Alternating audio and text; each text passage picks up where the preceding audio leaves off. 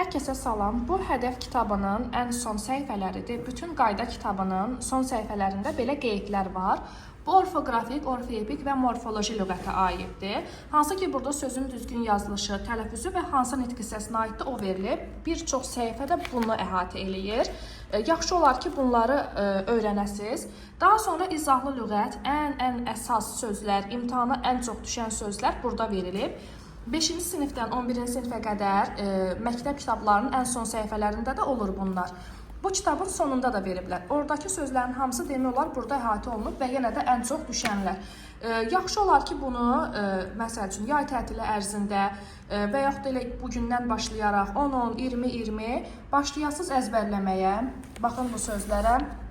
Bunlar %100, yəni imtahanlarda düşür.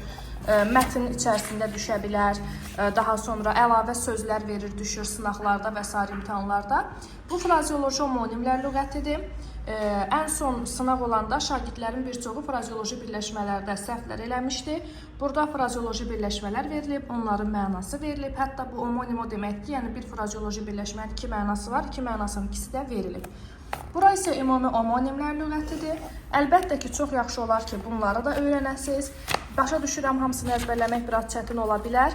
Ancaq öyrənsəz, yəni kim ki qarşısına məqsəd qoysa öyrənsə yaxşı olar. Burada iltisaqiliyin pozulduğu sözlər var. İltisaqilik hal-hazırda düşmür, bunu öyrənməyə bilərsiniz. Dialekt sözlər, o yaxşı olar ki öyrənəsiz, dialektlər düşür. Arxaik sözlər, köhnəlmiş sözlər, bunlar da düşür. Normalda arxaik söz çoxdur, burada sırf bu hissə verilib. Təkcə bizə lazım olan bunlardır. Yəni əlavə belə deyək, sözlər bizə lazım deyil. Bəzi terminlərin belə deyək, izahlı lüğəti, bunlar da bizə lazımdır. Sözlərin mənaları.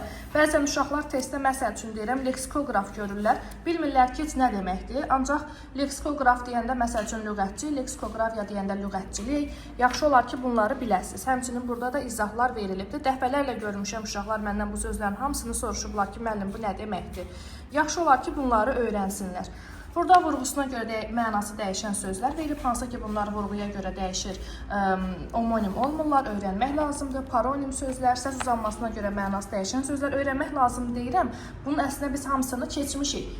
Vurğusuna görə mənası dəyişən sözləri fonetikada keçmişik, paronim sözləri leksikada keçmişik. Səs uzanmasına görə mənası dəyişənlərdən yenə də leksikada, fonetikada bəhs etmişik. Sadəcə yəni yay ərzində gələn ilə daha mükəmməl başlamaq üçün bunları yəni yay ərzində oxusaz yaxşı olar. Deməyin ki, bizdə hədəf yoxdur. Hədəf yoxdur. Kimdə güvən varsa güvənin də arxasında bunlar verilib.